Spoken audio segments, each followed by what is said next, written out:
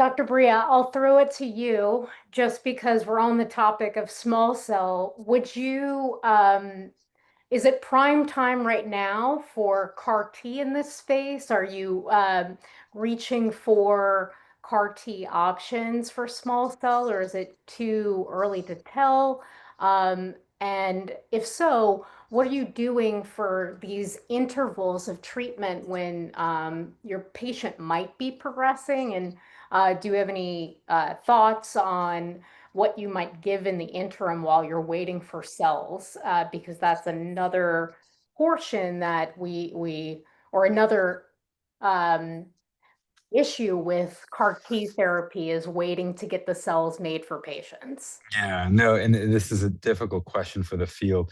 The one thing that small cell does, behave very similar to some of our hematopoietic malignancies like lymphoma, where they often do actually give bridging therapies, where, a patient comes in with progression, and they're giving it, in the second line setting now for, things like DLBCL, similar to like how we're giving tarlatamab in the second line setting.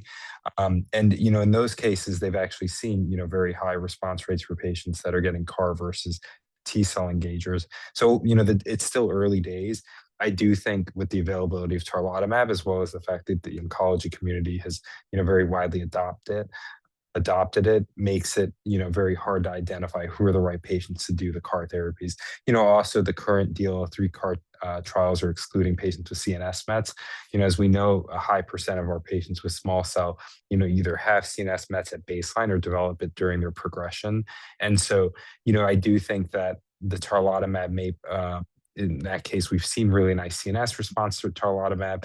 Obviously, we also offer radiation, though, we do have patients that have kind of exhausted radiation or, that the radiation may be too morbid. So, I do think that for looking at, patients eligible for a DLL3 CAR therapy, um, it's usually patients with more indolent progression, that lack CNS mets.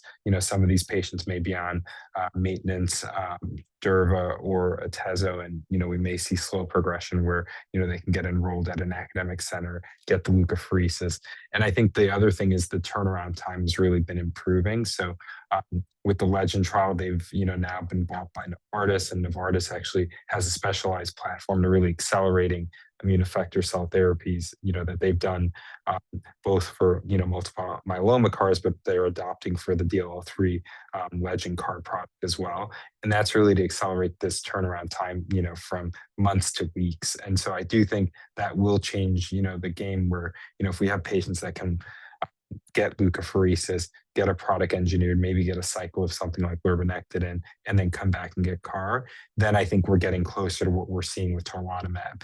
We do still need to sort out logistics like, getting the leukapheresis, which, can take time. They need to get admitted, though, we are admitting, some centers do admit for tarlatamab, others are doing it in the outpatient setting. So I think it's going to be a difficult landscape with tarlatamab, but I do think we're learning more about the CARs. And the other thing is to potentially see, does this play a role for some of the other neuroendocrine cancers as well, where tarlatamab's not approved, but there's been some data with the DLL3 targeting CARs. So Yeah, I think the biggest thing that I can think of that is you know, unfortunate with the CAR T is I think a lot of them exclude, or at least in this setting, exclude tarlatamab as a prior therapy, which it's hard to exclude, Tarla at this point when we have such good data utilizing it further and further in the forefront.